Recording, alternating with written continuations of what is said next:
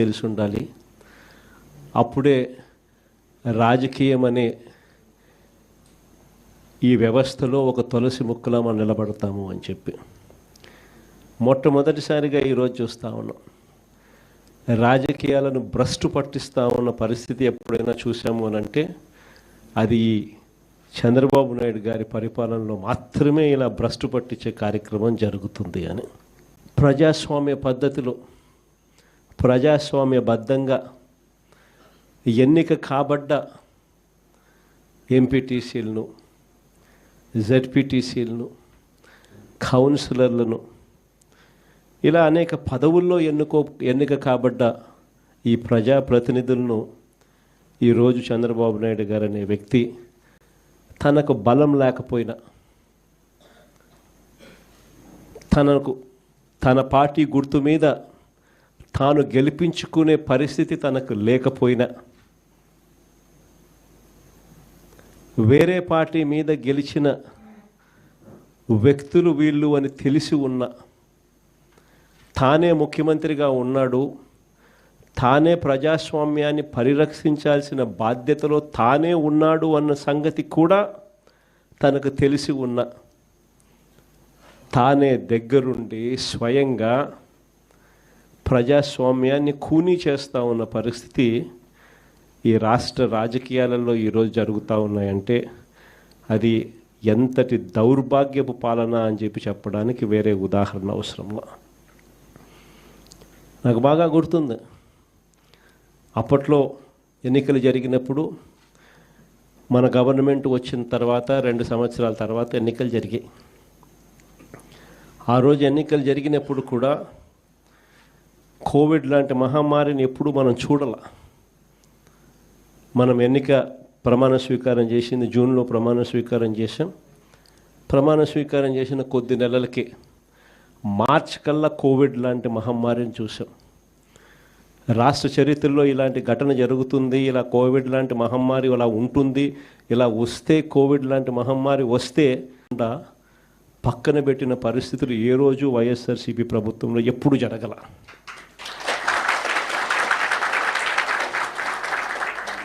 మనకున్న సమస్యలు ఎన్నున్నా కూడా చిక్కటి చిరునవ్వునే చూపించి ఎన్నికల వేళ ఏదైతే మాట చెప్పామో ఆ చెప్పిన ప్రతి హామీని, ఆ మేనిఫెస్టోలో చెప్పిన ప్రతి హామీని సీఎంఓలో నా దగ్గర నుంచి మొదలెడితే ఆ పాంఫ్లెట్ కాగితం కలెక్టర్ల కార్యాలయాల దగ్గర నుంచి, సచివాలయాలు సెక్రటేరియట్లో ఉన్న హెచ్ఓడి కార్యాలయాల దగ్గర నుంచి, సెక్రటరీలుగా పనిచేస్తూ ఉన్న అధికారుల దగ్గర వరకు కూడా ప్రతి కార్యాలయంలోనూ కూడా ఈ మేనిఫెస్టో అన్నది ప్రతి కార్యాలయంలోనూ కూడా డిస్ప్లే పెట్టి ప్రతిరోజు దాన్ని నా దగ్గర నుంచి, మంత్రుల దగ్గర నుంచి, సెక్రటరీల దగ్గర నుంచి, కలెక్టర్ల దగ్గర నుంచి, హెచ్ఓడీల దగ్గర నుంచి ప్రతి ఒక్కరూ దాన్ని చూసేట్టుగా చేసి ప్రతిరోజు దాని గురించి ఆలోచన చేసి ఏకంగా ఎన్నికల్లో మేనిఫెస్టోలో చెప్పిన హామీలన్నీ 99% అమలు చేసిన పాలన ఏదైనా జరిగింది అని అంటే అది వైఎస్ఆర్సీపీ పాలన అని చెప్పడానికి గర్వపడతాను.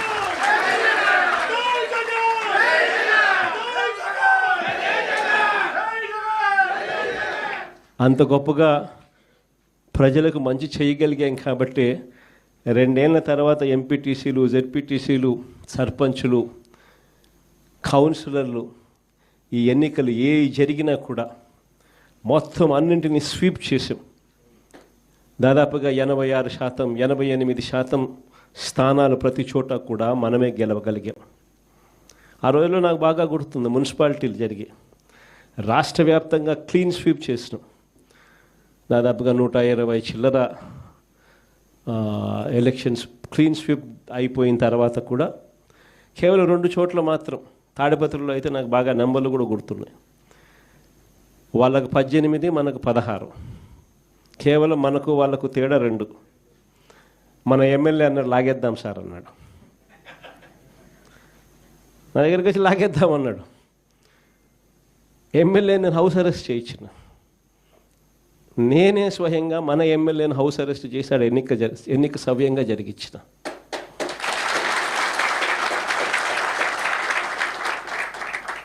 వైఎస్ఆర్సీపీ హయాంలో అంతగా ప్రజాస్వామ్యానికి కట్టుబడి ప్రజాస్వామ్యానికి పరిరక్షకులుగా ఉన్న ముఖ్యమంత్రి స్థానంలో ఉన్న వ్యక్తి పాలన ఎలా చేయాలి అని చెప్పి చూపించాడు ఆ రోజు మున్సిపల్ ఎన్నికలు. ఈరోజు ఏం జరుగుతూ ఉంది? దగ్గరుండి ప్రజాస్వామ్యాన్ని ఖూనీ చేస్తూ ఉన్నారు. దగ్గరుండి ముఖ్యమంత్రి స్థానంలో ఉన్న వ్యక్తి కుప్పంలోనే తాను ఇదే పని చేస్తూ రాష్ట్ర వ్యాప్తంగా ప్రతి చోట కూడా ఇదే చేయమని చెప్పి తన ప్రతి ఎమ్మెల్యే అభ్యర్థికి తన నియోజకవర్గాల్లో ఉన్న వాళ్ళందరికీ కూడా ఇదే మాదిరిగా ప్రోత్సహిస్తూ ప్రజాస్వామ్యాన్ని దగ్గరుండి ఖూనీ చేస్తూ ఉన్నారు. ఇలాంటి చెడిపోయిన రాజకీయ వ్యవస్థలో విలువలకు తావిచ్చి విశ్వసనీయత అన్న పదానికి అర్థం చెబుతూ ప్రజల తరపున నిలబడడానికి సిద్ధమై ఎంపీటీసీల లాంటి చిన్న పోస్టుల్లో ఉన్న వాళ్ళైనా,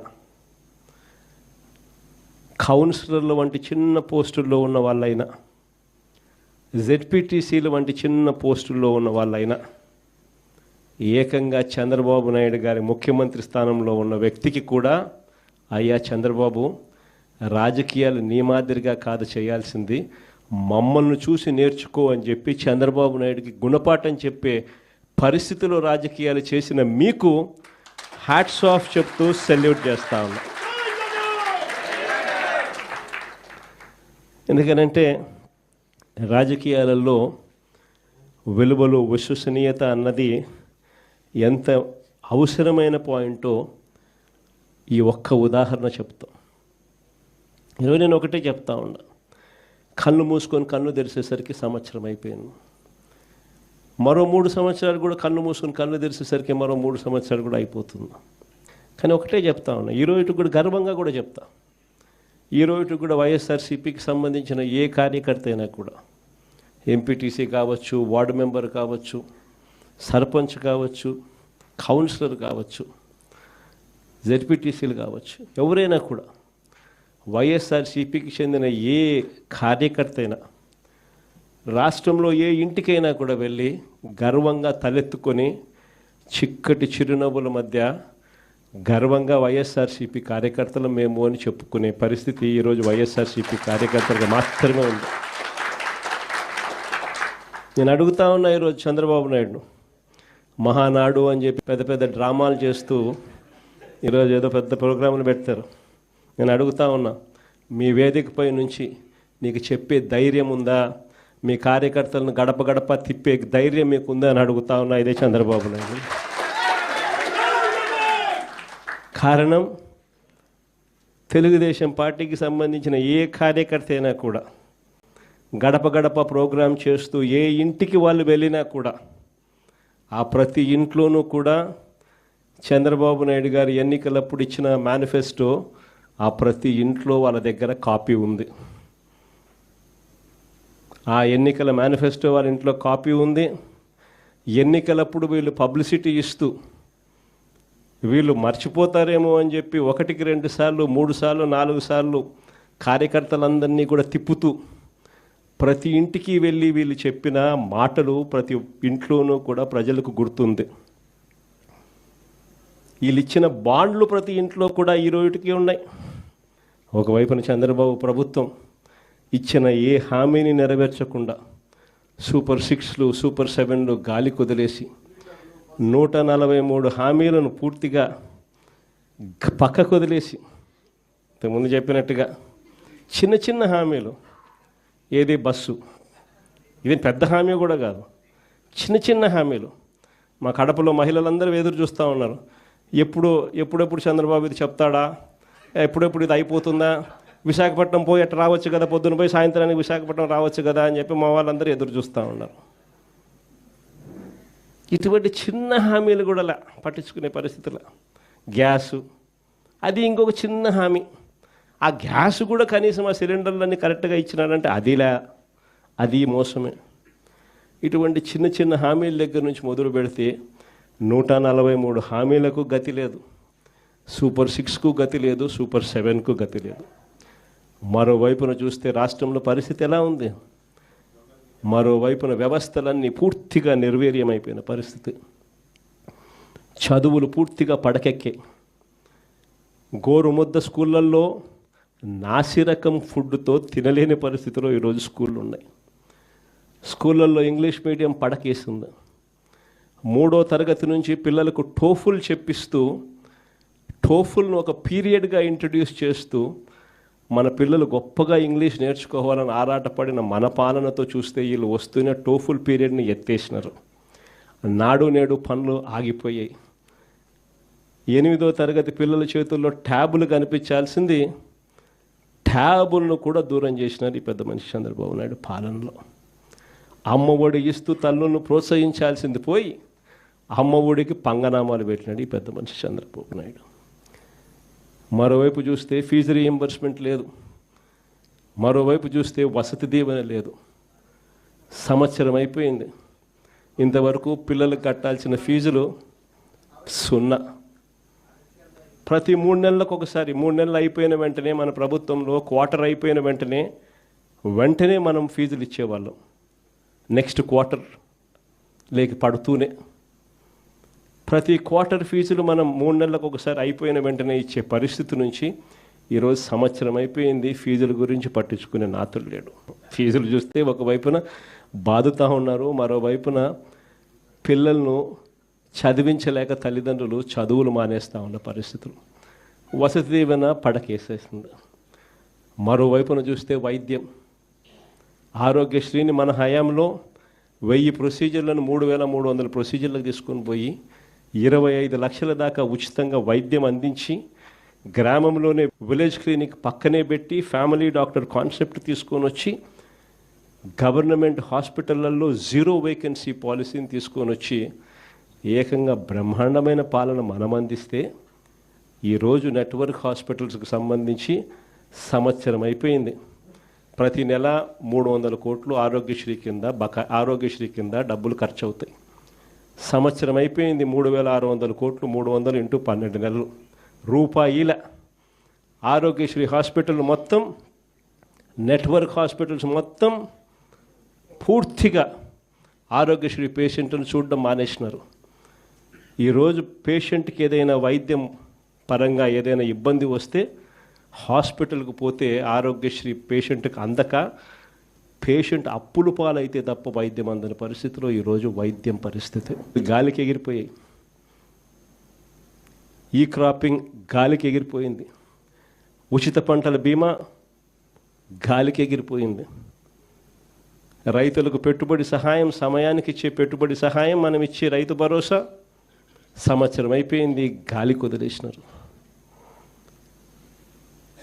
ఇన్పుట్ సబ్సిడీ కింద సీజన్ అయిపోయేలాగానే మనం సహాయం చేస్తూ రైతులకు తోడుగా అందించే కార్యక్రమం గాలికి ఎగిరిపోయింది.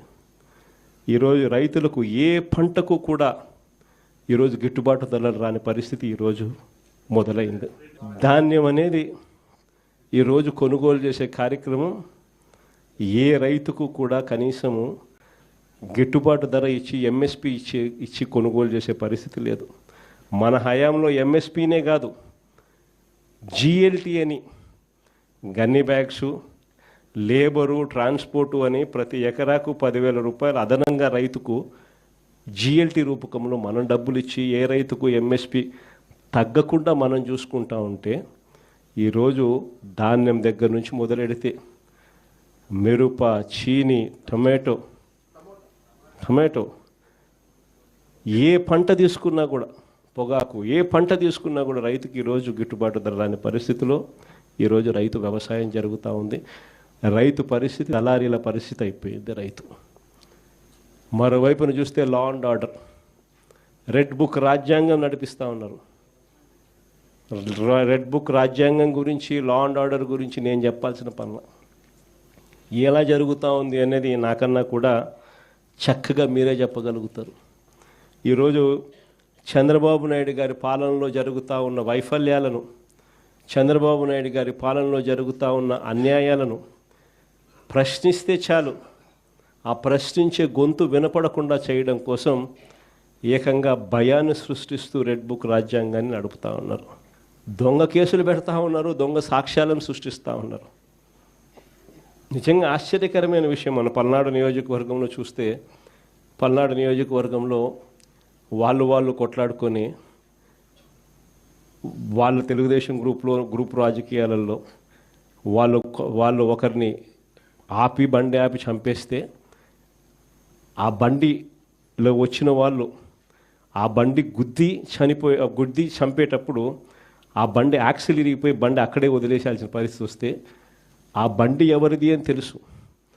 చంపేటప్పుడు సాక్షులు, ప్రత్యక్ష సాక్షులు ఎవరు చంపినారో కూడా తెలుసు. అయిపోయిన వెంటనే ఎస్పీ వచ్చి వాళ్ళు కొట్లాడుకొని చంపుకున్నారు అని చెప్పి ఎస్పీ చెప్తే, 2 రోజుల తర్వాత మన క్యాండిడేట్ను, మన ఎమ్మెల్యే క్యాండిడేట్ను దాంట్లోకి ఇరికిచ్చే కార్యక్రమం చేస్తూ ఉన్నారు.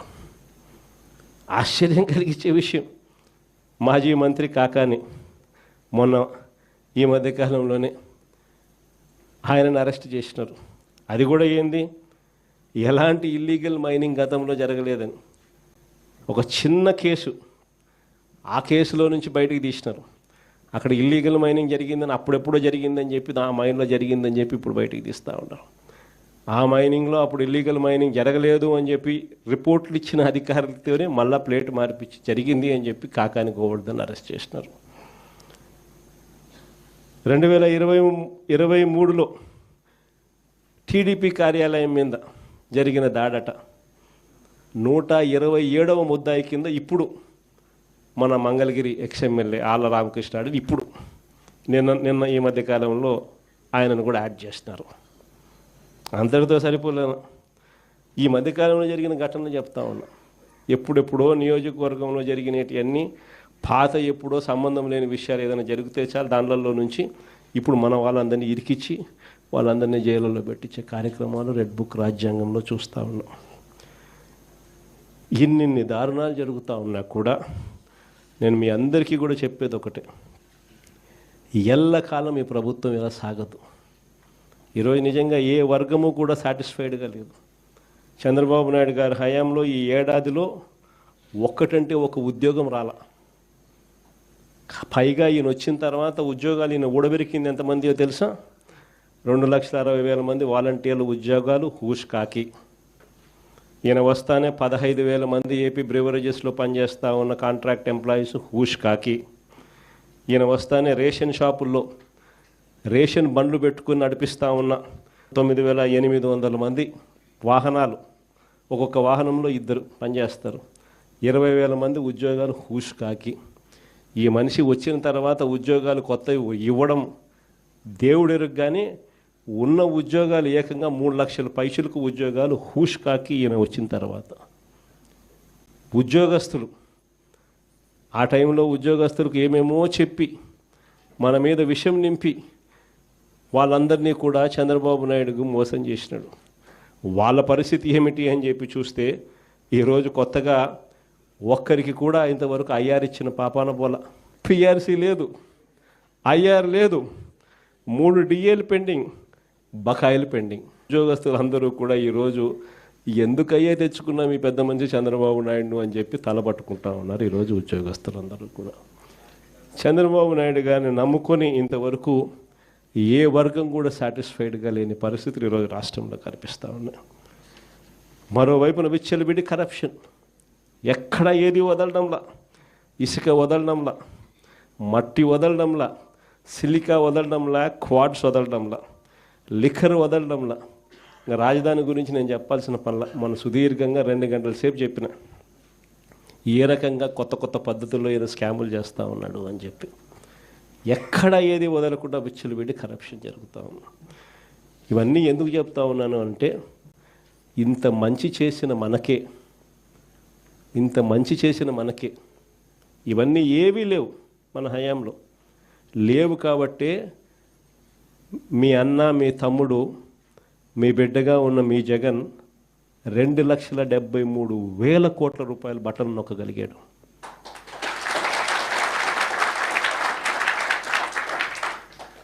చంద్రబాబు నాయుడుకు మనకు తేడా ఏమిటి? ఎందుకు ఇద్దరు ముఖ్యమంత్రులమే, మరి ఎందుకు జగన్ నొక్కగలిగాడు, ఎందుకు చంద్రబాబు నొక్కలేకున్నాడు?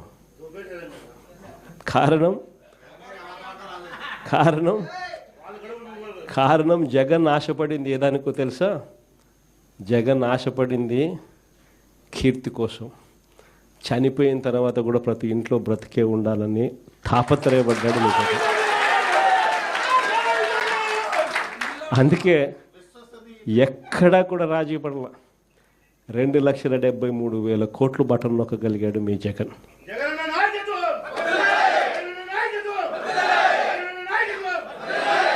కానీ ఈరోజు చంద్రబాబు నాయుడు ఎందుకు బటన్ నొక్కలేకున్నాడు అంటే కారణం, ప్రతి విషయంలోనూ కూడా దోచేసుకున్నది పంచుకోవడము, ఇది జరుగుతూ ఉంది. రాష్ట్రానికి రావాల్సిన ఆదాయాలు కూడా ఫస్ట్ టైం తగ్గుముఖం. దేశం మొత్తం 11%, దేశం మొత్తం 13% ఆదాయాలు, దేశం మొత్తం ఆదాయాలు పెరిగితే మన రాష్ట్రంలో ఆదాయాలు కేవలం 3% పెరిగాయి. ఎందుకు మన రాష్ట్రంలో ఆదాయాలు పెరగడం లేదంటే కారణం, రాష్ట్రానికి రావాల్సిన ఆదాయాలు రాష్ట్ర ఖజానాకు రావడంలా. రాష్ట్రానికి రావాల్సిన ఆదాయాలు తెలుగుదేశం పార్టీకి సంబంధించిన గజ దొంగల ముఠ జోబులు లేకపోతూ ఉంది. కాబట్టి రాష్ట్రానికి సంబంధించిన ఆదాయాలు తగ్గుతూ ఉన్నాయి. ప్రతి అడుగులోనూ ఇదే కనిపిస్తూ ఉంది. ఇవన్నీ కూడా ఎందుకు చెప్తా ఉన్నానంటే, ఇంత మంచి చేసిన మనకే ఒక్కొక్కసారి ఈ మాదిరిగా ప్రతిపక్షంలో కూర్చోని పరిస్థితి వస్తే, ఇక ఏ మంచి చేయని ఈ మనిషి, అన్ని అబద్ధాలు మోసాలు చేసే ఈ మనిషిని రేపొద్దున ఎన్నికలు వచ్చినప్పుడు ప్రజలు తంతే ఇంక ఎంత దూరంలో పడతాడు చంద్రబాబు నాయుడు అని చెప్పి ఇంక నేను వేరే చెప్పాల్సిన పనుల. రేపొద్దున ఖచ్చితంగా ఎన్నికలు ఎప్పుడు వచ్చినా కూడా రేపొద్దున చంద్రబాబు నాయుడు గారు అనే వ్యక్తి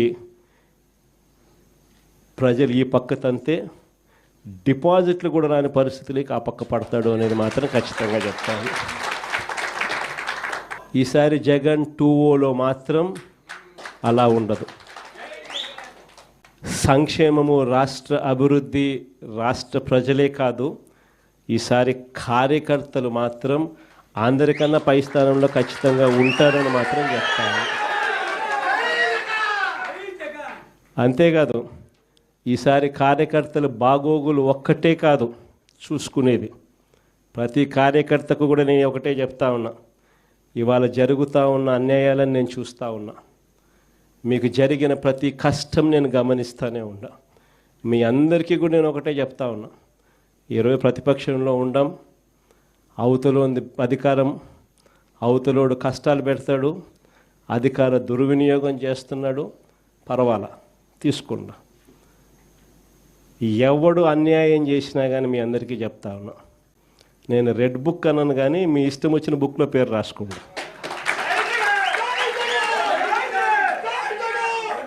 మీరు ఏ పుస్తకంలో పేరు రాసుకున్నా పర్వాలా. దాని తర్వాత మాత్రం మనం వచ్చిన తర్వాత మాత్రం ఖచ్చితంగా వడ్డీతో సహా, మళ్ళా చెప్తానా, వడ్డీతో సహా రిటర్న్ గిఫ్ట్లు ఇస్తామని మాత్రం ఖచ్చితంగా చెప్తాము. చేసిన వాళ్ళు మాత్రమే కాదు, వీళ్ళతో కుట్రలు పన్నుతూ చేయించిన వాళ్ళను కూడా, చేసిన వాళ్ళు మాత్రమే కాదు, వీళ్ళతో కుట్రలు పన్నుతూ చేయించిన వాళ్ళను కూడా, 7 సముద్రాల అవతలున్నా కూడా, రిటైర్డ్ అయిపోయి వెళ్ళిపోయినా కూడా అందరినీ తీసుకొస్తాం. తీసుకొని వచ్చి చట్టం ముందర నిలబెడతాం. అన్యాయం చేయడానికి కోసం వీళ్ళకు యూనిఫామ్ ఇవ్వాల, న్యాయంగా ధర్మంగా పాలన చేయడం కోసం యూనిఫామ్ ఇచ్చారు. మన హయాంలో ఎలా చేసాం మనం పాలన? మన హయాంలో జగనన్నకు చెబుదామని ఒక నెంబర్ ఇచ్చిన, స్పందన అని చెప్పి ప్రతి వారం కలెక్టర్ల దగ్గరికి పోయి చెప్పుకునే అవకాశం ఇచ్చినాం. అందరికన్నా అత్యధికంగా చెప్పింది ఎవరు? తెలుగుదేశం వాళ్ళే. అందరికన్నా ఎక్కువ చెప్పింది తెలుగుదేశం వాళ్ళే. జగనన్నకు చెబుదామని చెప్పి ఫోన్ చేస్తే చాలు, అవతల ఎమ్మెల్యే అడ్డుకున్నా కూడా వాళ్ళకి మంచి చేసింది మన హయాంలో జరిగింది. స్పందనలో అత్యధికంగా కంప్లైంట్ చేసింది వాళ్ళు. ఎమ్మెల్యే లాంటి వాళ్ళు అడ్డుకున్నా కూడా వాళ్ళకందరికీ కూడా వాళ్ళని కాదని మంచి చేసింది మీ జగన్. కానీ ఈరోజు ఏం జరుగుతూ ఉంది? ఈరోజు ఏం చేస్తూ ఉన్నారు? ఈరోజు నిజంగా వీళ్ళు చేస్తూ ఉన్న అన్యాయాలకు ఖచ్చితంగా వీళ్ళు వడ్డీతో సహా వీళ్ళకు అర్థమయ్యే